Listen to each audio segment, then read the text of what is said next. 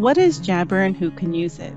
Jabber is a virtual desk phone that allows you to answer incoming calls to your campus extension and also make outgoing calls from it. Who can use Jabber? Jabber is set up for users who have a Coyote ID number and are assigned their own extension. It cannot be used for or set up for department main numbers or any other extension assigned to just the department. I'm going to show you how to sign into Jabber. You're going to click the sign in button. Your username is going to be your ID number. And the password is the password you use for your MyCoyote account.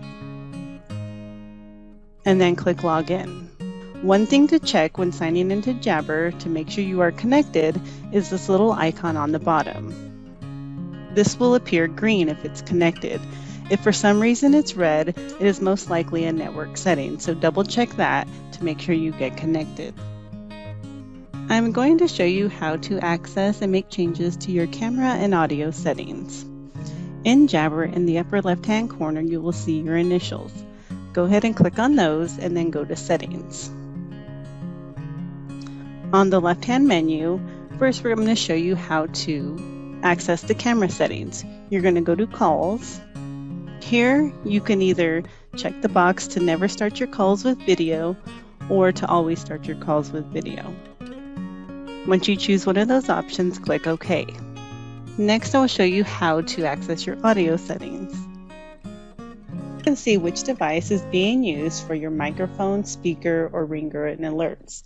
If you would like to change where the microphone is being used, you will click on the drop-down menu and you'll see the options that are available. To make your headset or any other device your default for Jabber, you will click on the Advanced button.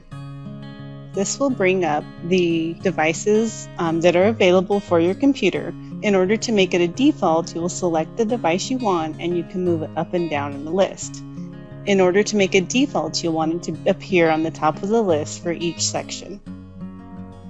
Once that is done, you will click OK. And then that device will be your default setting for Jabber. Okay, these settings will be saved in your Jabber as long as you do not reset it. I am now going to show you how to use Jabber to make a call. To make a call, you can either enter the extension here and then press enter. You will then be connected to the call on campus. If you're making a call to an off-campus number, you will need to dial it just like you would if you were on campus.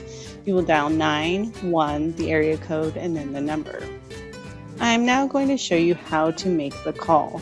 You can either type the extension in this area here, or you can also look up the individual by typing their name. As you type their name, it'll come up with everybody whose name begins with those letters. Once you see the person you would like to call, a green circle will appear. You can click on that circle and it'll show their extension. Once you click on this extension, it'll automatically call that user, which I'm going to do now. So once you're calling the user, once they answer, you will also have the same capabilities as if you were on a campus phone.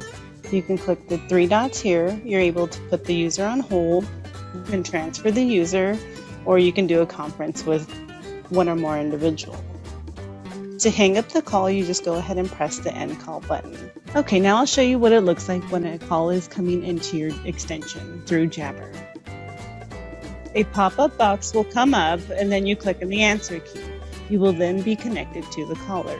So if you are on campus, some users do have different line appearances on their phones where they have their personal extension and then are also assigned to maybe answer the main number of the department.